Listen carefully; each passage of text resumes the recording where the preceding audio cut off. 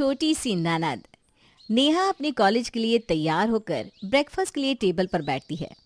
तभी वहां नेहा की भाभी किरण उसके सामने एक ग्लास दूध और ब्रेड लाकर रख देती है। ये देखकर नेहा चिढ़ते हुए कहती है, भाभी ये क्या है? आप जानती हो ना मैं दूध नहीं पीती, फिर भी आप दूध लेकर आ गई। मैंने कितनी बार बोला है कि मैं दूध नहीं पीती, तो ये जानते हुए भी आप दूध लेकर क्यों आती हो? वो इसलिए मेरी प्यारी ननद जी, क्योंकि मैं नहीं चाहती कि तुम्हें कोई कमजोरी हो। तुम हम सबकी बहुत लाडली हो। भाभी मैं जानती हूँ मैं सबकी लाडली हूँ, लेकिन एक दिन दूध ना पीने की वजह से मैं कमजोर कैसे हो जाऊंगी? वैसे भी रोज रात को आप मुझे जबरदस्ती हल्दी वाला दूध देती है, और अब ये नहीं प्लीज। नेहा और किरण आपस में बात कर ही रहे थे, तभी नेहा की माँ सुमित्रा वहां आती है और अपनी बेटी को जवाब देते हुए कहती है, नेहा, तो इस घर की सबसे छोटी है बेटा। अगर तुझे कुछ हो गया तो हम सब क्या करेंगे? तू जानती है ना हम सब तुझसे कितना प्यार करते हैं। मैं जानती हूँ माँ कि मैं इस घर में सबसे छोटी हूँ, मुझे सब प्यार करते हैं, लेकिन माँ मुझे थोड़ी सी फ्रीडम चाहिए। सुमित्रा अपनी बेटी से कुछ बोलती उससे पहले किरण अपनी सास का हाथ पकड़कर उसे चुप करवा देती है। वहीं नेहा भी गुस्से में वहां से चली जाती है। ऐसे ही शाम को जब नेहा अपने कॉलेज से वापस घर आती है तो वो आज अपने पापा और भाई को घर पर जल्दी देखकर हैरानी से कहती है, अरे पापा भैया, आप दोनों घर पर, वो भी इतनी जल्दी? आखिर सूरज डूब कहाँ से रहा है जो आप जल्दी दोनों घर आ गए? वो इसलिए मेरी प्यारी बहना, क्योंकि मैंने और पापा ने सोचा है कि आज हम कहीं बाहर चले। वैसे भी तुझे बाहर जाना पसंद है ना? हाँ बेटा, वरुण बिल्कुल सही बोल रहा है। तुझे भी बाहर फैमिली के साथ गए हुए कितने दिन हो गए, इसलिए मैंने और वरुण ने आज बाहर जाने की सोची है। ये तो बहुत अच्छी बात है। बस मैं आशा करती हूँ कि जब हम बाहर जाएं तो मुझे इस तरह बच्चों की तरह ट्रीट मत करना। मैं अभी रेडी होकर आती हूँ।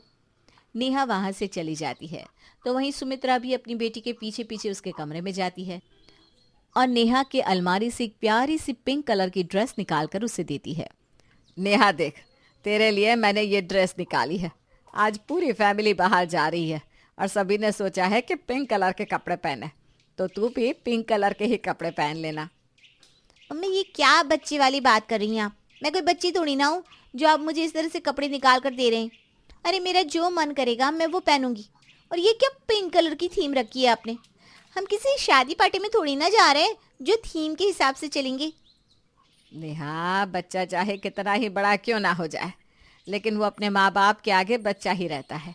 इसलिए अब अपनी ज़बान मत चला और चुपचाप ये ड्रेस पहन ले। देख तो कितनी प्यारी लग रही है।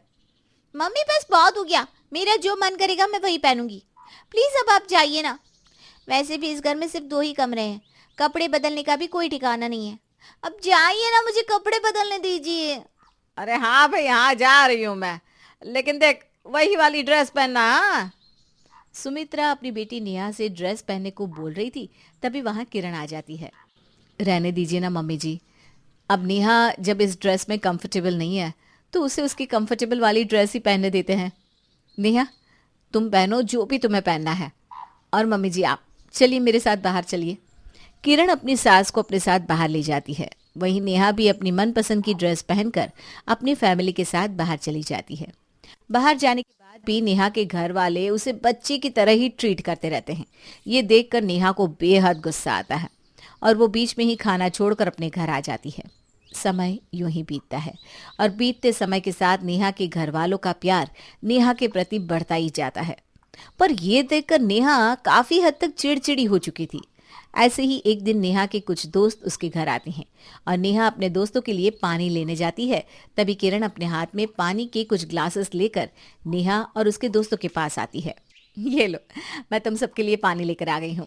नेहा, अब तुम्हें कहीं जाने की जरूरत नहीं है, और हाँ, तुम्हें कुछ भी चाहिए ना तो मुझे बता देना, मैं तुम्हारे लिए ले आऊंगी, ठीक है? पर भाभी मैं अपने दोस्तों के लिए पानी ला रही थी ना, फिर आप क्यों लेकर आ गई? अरे तो क्या हो गया नेहा, अगर भाभी पानी ले आई तो? और वैसे भी भाभी का इतना प्यार देखकर साफ जाहिर होता है कि वो तुझसे बेहद प्यार करती है, और तुझे अपने बच्चों की तरह उन्होंने रखा भी है। काश भगवान ऐसी भाभी सबको देते। तुम तो बहुत अच्छी बातें करते हो। तुम जैसे दोस्त भी किस्मत वालों को ही मिलते हैं। नेहा की दोस्त की बात का जवाब किरण मुस्कुरा कर देती है और वहां से चली जाती है। इसी तरह से जब भी नेहा या नेहा के दोस्त को किसी चीज की जरूरत होती तो उनको या तो सुमित्रा सामान दे देती या फिर किरण। ये देखकर नेहा का गुस्सा 7वें आसमान पर चला जाता है और जब उसकी सहेलियां वापस अपने घर जाती है तो नेहा का गुस्सा फूट पड़ता है। आप लोगों ने भी ना हद कर रखी है। अरे मानती हूँ मैं इस घर में सबसे छोटी हूँ, लेकिन इसका मतलब ये तो नहीं कि मैं बच्ची हूँ। इतनी बड़ी और इतनी समझदार हो चुकी हूँ मैं, सही गलत का फैसला ले सकती हूँ। और आप लोगों ने तो मेरे दोस्तों के सामने मेरी कोई इज्जत ही नहीं रखी। अरे ये कैसी बात कर रही है नेहा? तू जानती है ना हम तेरे लिए कितना कुछ करते हैं। अरे तू तो हम सबकी जान है। हम नहीं चाहते बेटा कि तू किसी गलत रास्ते जाए या तू घर का कोई भी काम करे। मैं मानती हूँ माँ, मेरे लिए सब बहुत पॉजिटिव है, लेकिन कुछ भी हद से ज्यादा ना अच्छा नहीं लगता। आप लोग मुझे मेरे खुद के फैसले नहीं लेने देते। हर चीज पर आप अपनी राय जरूर देते। इवन मुझे वो चीज नहीं करने देते जो मेरा मन करता है। मैं घर में ठीक से सो नहीं पाती क्योंकि घर में सिर्फ 2 कमरे हैं। एक में भैया भाभी सोते हैं और दूसरे में माँ पापा। घर में कोई आता है तो मैं उन्हें अपने कमरे में बिठा नहीं सकती क्योंकि मेरे पास वो कमरा ही नहीं है। तो मैं उन्हें बिठाऊंगी कहाँ से? अरे बेटा तू अभी बहुत छोटी है, इसलिए तुझे कुछ समझ में नहीं आएगा। जिस दिन तू मैच्योर और बड़ी हो जाएगी ना तब तुझे सब कुछ समझ में आ जाएगा।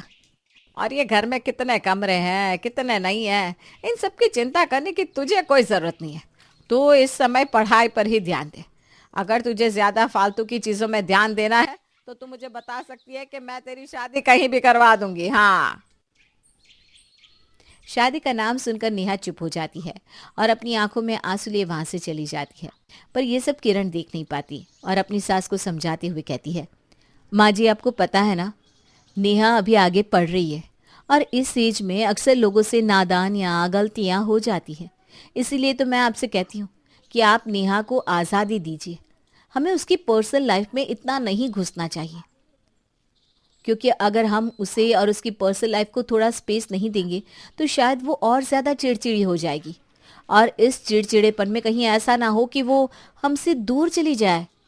बहू तो बिल्कुल सही कह रही है, लेकिन तू जानती है ना नेहा अभी बच्ची है, उसको हम इस तरह से छोड़ नहीं सकते। तो बाहर का ज़माना तो जानती है बहू, आजकल ज़माना कितना ख़राब हो गया है। हाँ माँ जी मैं सब जानती हूँ, लेकिन यही उम्र है नेहा को समझने और समझाने की। नेहा बाहर जाती है, उसे बाहर के लोगों की नॉलेज तब होगी ना जब हम उसे उसका पर्सनल स्पेस देंगे। माँ जी हम लोग नेहा को बच्ची की तरह ट्रीट करते हैं। हाँ मैं मानती हूँ वो घर में सबसे छोटी है और वो सबकी लाडली भी है, लेकिन इसका मतलब ये तो नहीं ना कि हर समय हम उसके आगे पीछे लगे रहे। जब तक हम नेहा को अकेले नहीं छोड़ेंगे तब तक वो ना तो कुछ सीख पाएगी और ना ही किसी चीज़ का एक्सपीरियंस ले पाएगी। इसलिए मेरी मानिए तो नेहा को अब आज़ाद छोड़ देना चाहिए। हाँ बहू शायद तो सही कह रही है। वैसे भी आजकल नेहा ना बहुत नाराज़ होने लगी है। क्या पता अगर हम उसकी मन की करने दे तो वो घर वालों से सही से बात करने लगे। एक और बात कहनी थी माँ जी, नेहा का कहना भी वैसे जायज़ है। आखिर वो इस घर की बेटी है। सब जब कमरे में है तो फिर वो कमरे से बाहर क्यों? हम उसके लिए भी एक कमरा बनवा देते हैं ना। अब वो भी तो बच्ची नहीं रही। हाँ बहू, मैं आज ही इस बारे में घर में सबसे बात करूँगी। किरण की बात सुनकर सुमित्रा को अब ऐसा ही लगता है कि उसकी बहू सही कह रही है और इसलिए वो किरण की बात मान जाती है, जिसके बाद अब नेहा को कोई कुछ नहीं बोलता। भले ही वो सबकी लाडली थी, लेकिन अब वो भी अपनी लाइफ अपनी मर्जी से जी रही थी। साथ ही उसके भाई ने उसके लिए एक अलग से कमरा भी बनवा दिया था। ये देखकर नेहा के चेहरे पर एक अलग ही चमक आ जाती है और वो एक बार फिर अब सभी के साथ प्यार से मिलजुल कर रहने लगती है।